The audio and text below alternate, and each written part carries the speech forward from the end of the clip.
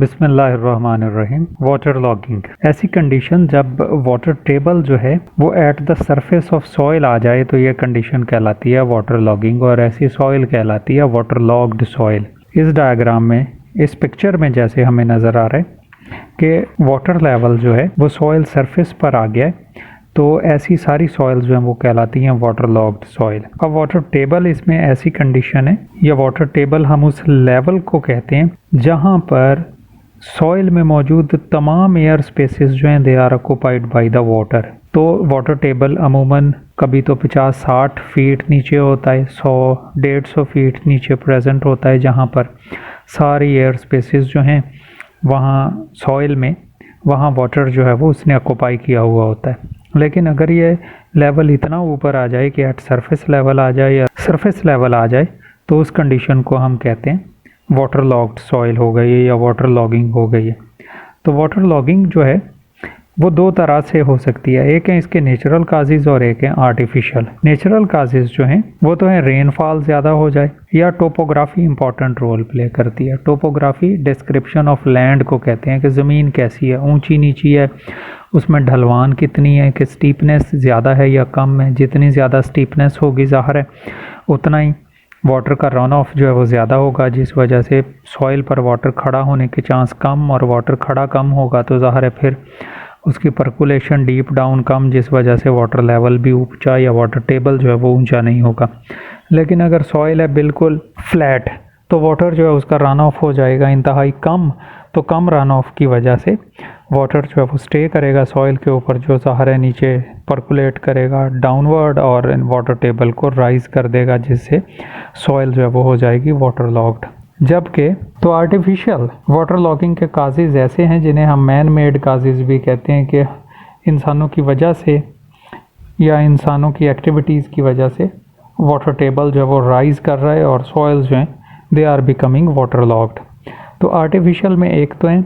Important one, construction of dams and barrages. तो dam और बराजेस जो हैं चूँकि हम बनाते हैं वाटर स्टोरेज के लिए, तो वाटर जब हम स्टोर करते हैं तो इन डैम्स में से और इन बराजेस में से उसकी सीपेज होती है नियर बाई एरियाज़ में, तो नियर बाई एरियाज़ में वाटर टेबल जो है वो राइज करता है और सॉइल जो है वाटर लॉग्ड हो जाती हैं। दूसरा इम्पॉर्टेंट वन जो है cause, that is the canal system. ये जो कैनाल्स हैं वो ज़्यादातर हम वो चूँकि कंस्ट्रक्ट करते हैं हार्ड पैन को ब्रेक करके, के नीचे जो सख्त लेयर है ज़मीन की उसे ब्रेक करते हैं, और ब्रेक करके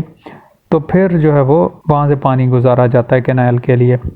तो हार्ड पैन जब ब्रेक होती है तो सॉइल में वाटर की पर्कुलेशन और सीपेज ज़्यादा हो जाती है, तो उस पर्कुलेशन और सीपेज की वजह से नियर बाई एरियाज़ जो हैं वहाँ पर भी वाटर टेबल जो है वो राइज कर जाता है। थर्ड वन इम्पॉर्टेंट वन जो मैन मेड है, that are the poor agricultural practices. Agricultural practices हमारे यहाँ होती हैं अनसाइंटिफिक।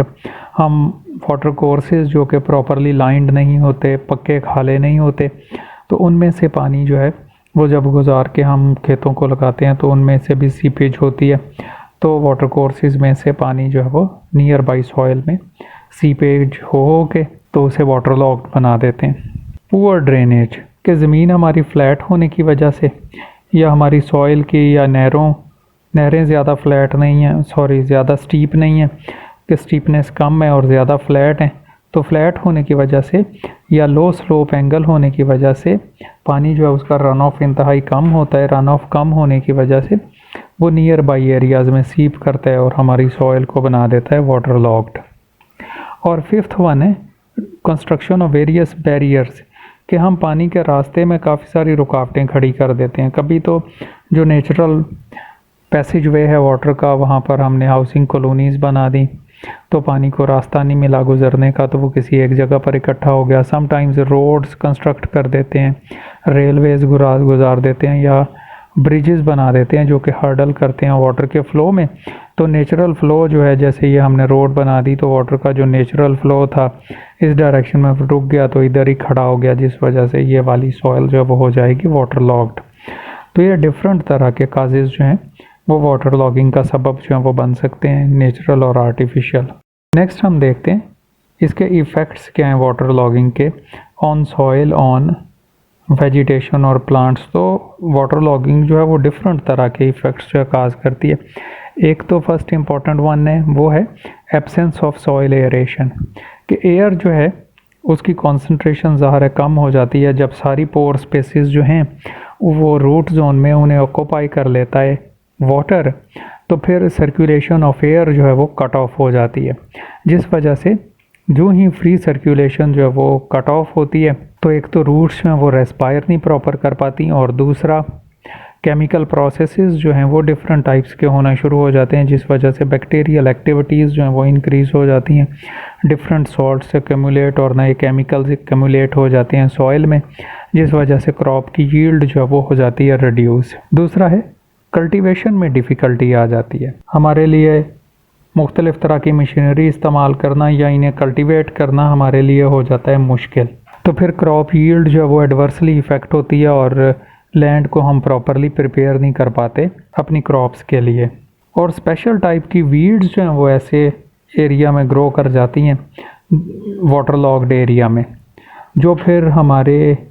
किसी काम की नहीं है, लेकिन वो हमारी फसलों में भी उगाती हैं, जिस वजह से उन्हें कंट्रोल करना हमारे लिए मुश्किल, जो अल्टीमेटली हमारी यील्ड को मिनिमाइज़ करने का सबब बनती हैं। Important effect is the accumulation of salt, तो जब वाटर जो है वो अपवर्ड राइज करेगा कैपिलरी एक्शन की वजह से, निचली तहों से भी ऊपर आएगा और वो सॉइल सरफेस पर आ जाएगा, तो वाटर तो हो जाएगा इवेपोरेट। वाटर इवेपोरेट होगा तो सॉल्युबल साल्ट्स जो हैं वो सॉइल में ही रह जाएंगे और सॉइल को बना देंगे ऐसे सॉल्युबल साल्ट्स जो हैं वो सेलाइन, तो सेलेनिटी जो है वो सॉइल में इंक्रीज़ कर जाएगी, जो अल्टीमेटली प्लांट ग्रोथ को इफ़ेक्ट करेगी। एक fifth one important one that is the nitrogen deficiency, कि एनएरोबिक कंडीशन हो जाएंगी ज़ाहिर है जब रूट जोन में एयर अवेलेबल नहीं और वहाँ पर वाटर ही ने ऑक्यूपाई कर ली हैं सारी स्पेसेस, तो कंडीशन हो जाएगी एनारोबिक। एनारोबिक कंडीशन होने की वजह से माइक्रोबियल एक्टिविटी हो जाती है रिड्यूस, तो माइक्रोबियल एक्टिविटी रिड्यूस होने की वजह से डिकम्पोजिशन कम हो जाती है, जिस वजह से नाइट्रोजन की हो जाती है डेफिशिएंसी ऐसी सॉइल्स में। तो नाइट्रोजन एक इम्पॉर्टेंट मैक्रोन्यूट्रिएंट्स है जो प्लांट्स को रिक्वायर है for their proper health and growth, जैसे क्लोरोफिल बनाने के लिए, प्रोटीन बनाने के लिए, तो ये सारी चीज़ें जो हैं वो नहीं बनेंगी, तो अल्टीमेटली प्लांट की ग्रोथ जो है वो हो जाएगी रिड्यूस। तो ये डिफरेंट तरह के इफ़ेक्ट्स जो हैं वाटर लॉगिंग वो काज कर सकता है प्लांट्स पर और सॉइल पर। नेक्स्ट हम डिस्कस करते हैं a few methods to control the water logging, कि हम कैसे इसे जो है वो मिनिमाइज़ कर सकते हैं मुख्तलिफ़ तरह से, जैसे एडिक्वेट ड्रेनेज करके हम, और एफिशिएंट अंडर ड्रेन बना लें हम, या हम सीपेज को कंट्रोल कर लें कैनाल्स में से, और वाटर लॉग्ड रेजिस्टेंट क्रॉप्स हम ग्रो करें, और सीपेज को कैनाल्स में से इस तरह से कंट्रोल करें कि कैनाल्स को लाइन कर लें। इरिगेशन अपनी प्रैक्टिसेस जो हैं उन्हें साइंटिफिक बना लें, वाटर को पंप आउट कर लें, और प्रिवेंशन ऑफ सेपेज कर लें फ्रॉम द रेजरवायर्स, जहाँ से भी हमने पानी स्टोर किया है तो वहाँ उसे लाइन कर लें, और फील्ड चैनल जो हैं छोटे जो वाटर कोर्सेज हैं उन्हें लाइन कर लें, पक्का कर लें, ताकि पानी जो है वो कम से कम सीपेज हो, और ट्री प्लांटेशन करें ताकि वो पानी को मैक्सिमम सॉइल में से अपनी रूट्स के ज़रिए से निकालें और एटमॉस्फेयर में इवेपोरेट करें। तो फर्स्ट वन है एडिक्वेट सरफेस ड्रेनेज, तो हम ड्रेनेज ट्रेंच बना लें, कि खाले खोद लें ऐसे जो पानी को हमारी ज़मीन में से निकाल के कहीं दूर ले जाएं। दूसरा इम्पॉर्टेंट वन है अंडरग्राउंड या अंडर ड्रेन हम जो है वो कंस्ट्रक्ट कर लें, जैसे इस डायग्राम में, इस पिक्चर में हम देखते हैं कि अंडर ड्रेन हम बना रहे हैं कि सॉइल के नीचे ही नीचे से पानी जो है वो सीप होके यहाँ पर सारी साइडों से इस हमारे पाइप में इकट्ठा होगा और यहाँ से फिर वो मूव करेगा। और नेक्स्ट वन है जैसे हम रेजिस्टेंस क्रॉप लगा लें, जैसे राइस है, हमें पता है इसे वाटर बहुत ज़्यादा पसंद है या काफ़ी ज़्यादा पानी चाहिए होता है, तो हम ऐसी फसलें काश्त करें जो वाटर लॉग्ड सॉइल में ज़्यादा इजीली ग्रो कर सकती हैं। अपनी जो नहरें हैं उनमें से मिनिमाइज़ करने के लिए सीपेज को उनकी प्रॉपर लाइनिंग कर लें, उनकी साइडें और खसूसी तौर पर उनका बेस जो है उसको हम कर लें पक्का, और इरिगेशन प्रैक्टिसेस कर लें साइंटिफिक के ड्रिप इरिगेशन जो है वो कर लें, ट्यूबवेल लगा के, तो सरफेस जो वाटर टेबल है उसे लोअर डाउन करने की कोशिश करें ताकि पानी जो है वो जो वाटर टेबल है हमारा कम से कम हो। लाइन कर लें प्रॉपर, या वाटर स्टोरेज एरिया को ऐसा बना लें कि जहाँ से सीपेज जो हो नियर बाई एरिया में कम से कम हो। खाले सारे के सारे अपने पक्के कर लें। और ट्री प्लांटेशन तो जैसे हमने डिस्कस कर लिया। तो ये है adequate methods to control the water logging. तो यहाँ हमने डिस्कस किया कि वाटर लॉगिंग है क्या, किस वजह से हो जाती है, उसके इफ़ेक्ट्स क्या हैं और उसे कंट्रोल कैसे कर सकते हैं।